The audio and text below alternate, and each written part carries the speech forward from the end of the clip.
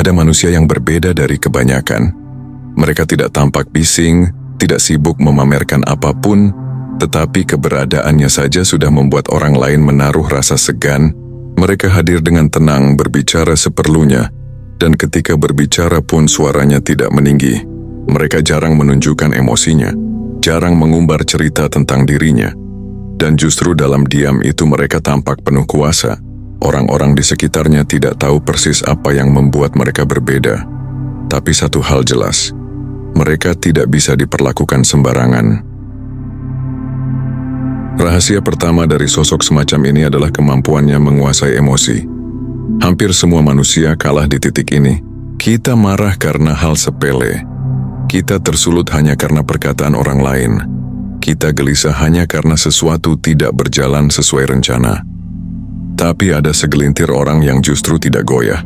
Mereka tetap merasakan emosi seperti manusia pada umumnya. Mereka bisa merasakan sakit, kecewa, dan marah. Namun mereka tidak memperbolehkan emosi itu memimpin tindakan mereka. Mereka memilih menjadi pengendali, bukan yang dikendalikan. Bagi mereka, badai boleh datang, tapi kapal tetap harus diarahkan dengan kemudi yang tenang.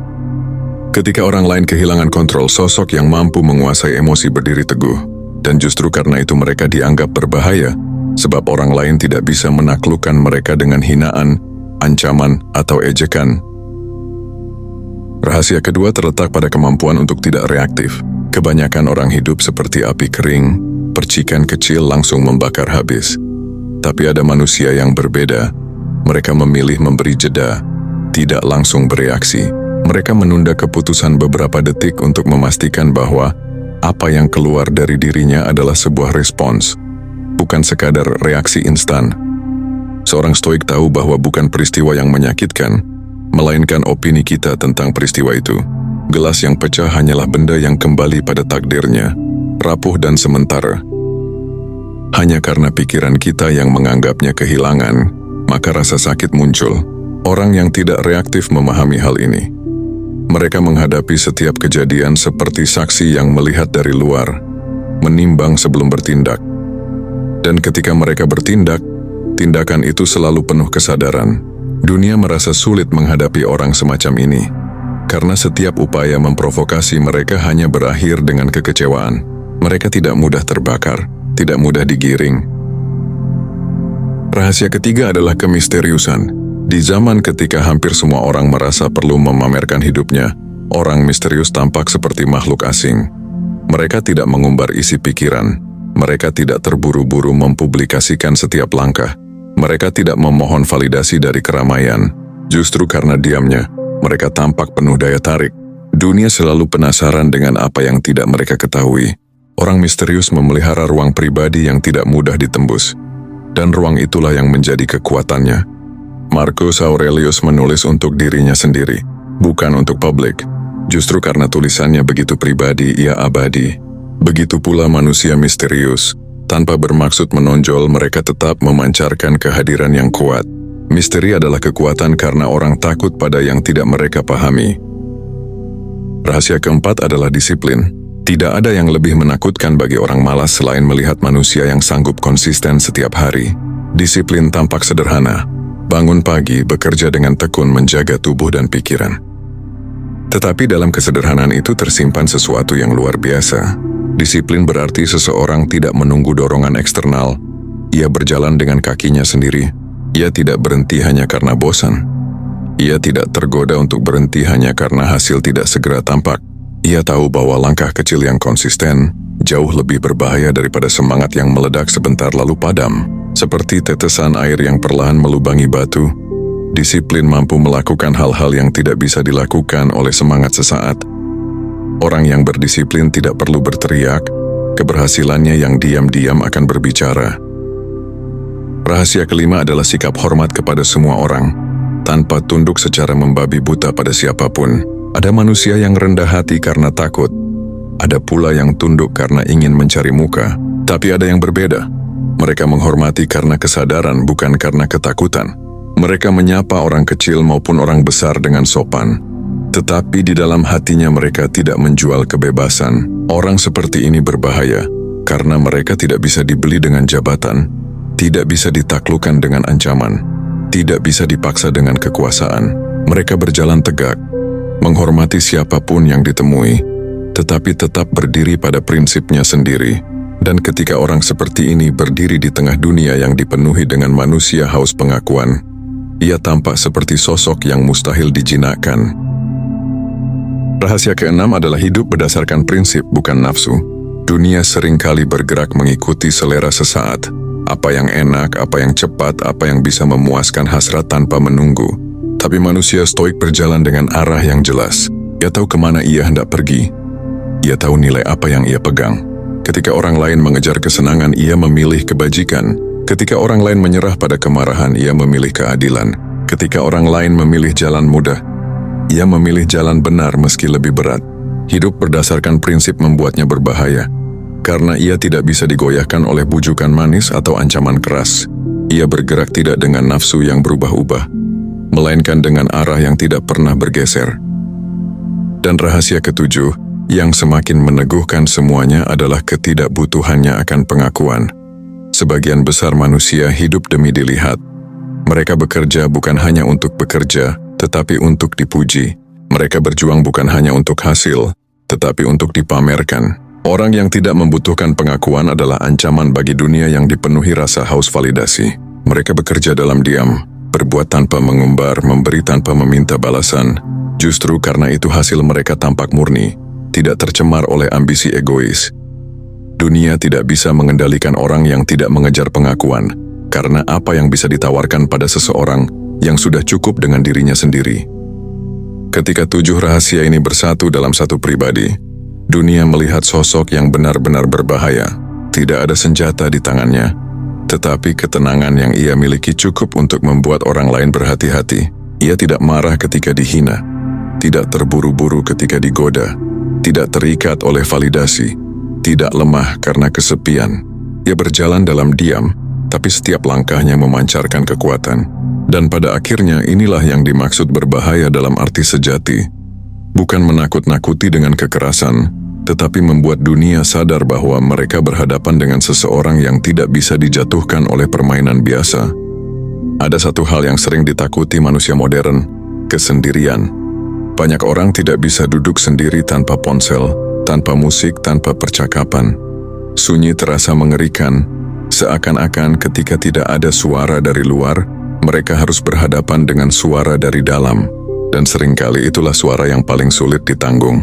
Tetapi bagi mereka yang telah melatih diri, kesendirian justru menjadi kekuatan. Orang yang mampu hidup dalam kesendirian adalah orang yang berbahaya, karena ia tidak bisa dikendalikan dengan ancaman ditinggalkan. Marcus Aurelius, seorang kaisar yang memimpin ribuan prajurit, justru menemukan ketenangan dalam kesendiriannya. Malam-malam panjang di tenda perang ia habiskan dengan pena di tangan, menulis catatan yang tidak pernah ia maksudkan untuk dibaca orang lain. Ia berdialog dengan dirinya sendiri, menimbang hidup, menerima kefanaan, dan menguatkan batinnya. Dari kesendirian itulah lahir sebuah karya yang kemudian menjadi abadi. Inilah paradoksnya. Justru karena ia bisa sendirian, ia menjadi lebih kuat bersama orang lain. Manusia yang mampu hidup dengan tenang dalam sunyi adalah manusia yang tidak bisa dijatuhkan hanya dengan rasa sepi. Dan lebih dalam lagi, ada rahasia yang membuat orang seperti itu tampak semakin berbahaya. Kesabaran. Dunia modern menuntut segalanya instan.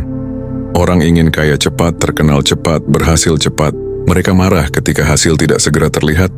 Kecewa ketika kerja keras tidak langsung membuahkan sesuatu yang bisa dipamerkan. Tetapi manusia yang sabar mengerti bahwa semua hal besar butuh waktu. Akar pohon menembus tanah perlahan sebelum batangnya tumbuh menjulang. Sungai melubangi batu bukan karena derasnya, melainkan karena kesetiaan alirannya. Kesabaran menjadikan seseorang sulit ditandingi, karena ia tidak berhenti ketika jalan panjang, tidak menyerah ketika hasil belum tampak, dan tidak tergesa-gesa ketika yang lain berlari terburu-buru. Orang sabar tampak berbahaya karena mereka tidak bisa dikalahkan oleh waktu. Lawannya bisa berteriak, bisa menyerang, bisa berusaha menjatuhkan, tetapi mereka akan lelah lebih dulu. Sementara orang sabar tetap menunggu dengan tenang, seperti batu besar yang tidak bergerak meski dihantam ombak berkali-kali. Kesabaran adalah kekuatan diam yang pada akhirnya mengalahkan kegaduhan. Dan pada akhirnya semua rahasia ini berujung pada inti dari ajaran stoikisme. Hidup selaras dengan alam. Alam memiliki hukum yang tak bisa ditawar. Semua yang lahir akan mati, semua yang dimiliki akan hilang, semua yang indah akan pudar. Banyak orang menderita karena mencoba melawan hal yang tak mungkin mereka ubah. Mereka ingin dunia selalu sesuai keinginan mereka, padahal dunia berjalan dengan caranya sendiri. Orang Stoik memilih jalan berbeda. Mereka berjalan selaras dengan arus kehidupan, bukan melawannya. Hidup selaras dengan alam berarti menerima siklus yang tidak bisa ditolak, tetapi tetap memilih dengan penuh kesadaran dalam ruang kecil yang bisa kita kendalikan. Air sungai tidak melawan batu, ia hanya mengalir berputar menunggu, lalu melubangi batu dengan kesetiaan. Manusia yang hidup selaras dengan alam juga demikian. Mereka tidak menghabiskan tenaga untuk mengutuk hal yang tak bisa mereka ubah, tetapi mereka memegang kendali penuh atas pilihan yang masih ada di tangan mereka. Inilah yang membuat mereka berbahaya. Dunia tidak bisa mematahkan orang yang sudah berdamai dengan hukum terbesar, yaitu hukum alam itu sendiri. Ketika manusia sudah sampai pada titik ini, ia menjadi sosok yang berbeda. Ia tidak lagi gelisah karena kesepian. Ia tidak lagi cemas karena waktu. Ia tidak lagi hancur karena kehilangan. Ia berdiri kokoh karena tahu bahwa semua yang datang memang ditakdirkan datang, dan semua yang pergi memang ditakdirkan pergi. Ia tidak hanya menerima takdir, ia bahkan belajar untuk mencintainya. Dan orang yang mampu mencintai takdirnya adalah orang yang benar-benar bebas. Bayangkan, ada seorang manusia yang mampu menguasai emosinya, tidak reaktif terhadap dunia, menjaga misterinya, berdisiplin dalam hidupnya, menghormati semua orang tanpa tunduk membabi buta, berjalan dengan prinsip bukan nafsu, tidak haus pengakuan, sanggup hidup sendirian, sabar dalam menunggu, dan pada akhirnya selaras dengan alam. Sosok ini tidak memerlukan pedang, tidak perlu bentakan, tidak perlu menakut-nakuti siapapun. Keberadaannya saja sudah cukup membuat dunia berhati-hati. Orang seperti ini tidak bisa diprovokasi, tidak bisa dibeli, tidak bisa digoyahkan, tidak bisa dijatuhkan dengan cara-cara biasa. Dan justru disitulah letak bahaya sejatinya. Bahaya yang bukan berarti mengancam, tetapi bahaya yang membuat orang lain merasa kecil di hadapan ketenanganmu. Bahaya yang membuat dunia bertanya-tanya, bagaimana mungkin ada manusia setegar itu, sesabar itu, setenang itu? Bahaya yang memaksa orang lain bercermin pada kelemahannya sendiri. Marcus Aurelius pernah menulis, lelaki yang menaklukkan dirinya sendiri lebih kuat daripada lelaki yang menaklukkan pasukan. Kata-kata itu adalah kunci untuk memahami segalanya. Karena berbahaya dalam arti Stoik bukanlah soal melukai orang lain, tetapi soal tak bisa dilukai oleh permainan dunia. Orang bisa menghina, kamu tetap tenang. Orang bisa meninggalkan, kamu tetap berdiri. Orang bisa mencoba menggoda dengan pujian atau menjatuhkan dengan fitnah, kamu tetap berjalan lurus. Pada akhirnya inilah makna sejati dari kekuatan. Bukan pedang yang tajam, bukan suara yang keras, bukan kuasa yang ditakuti, tetapi jiwa yang kokoh. Dan orang yang memiliki jiwa kokoh akan selalu tampak berbahaya di mata dunia. Karena mereka adalah saksi hidup bahwa ada manusia yang tidak bisa dijinakkan oleh rasa takut, oleh ambisi, atau oleh kesenangan. Mereka adalah batu karang di tengah samudera, tegak, diam, dan abadi.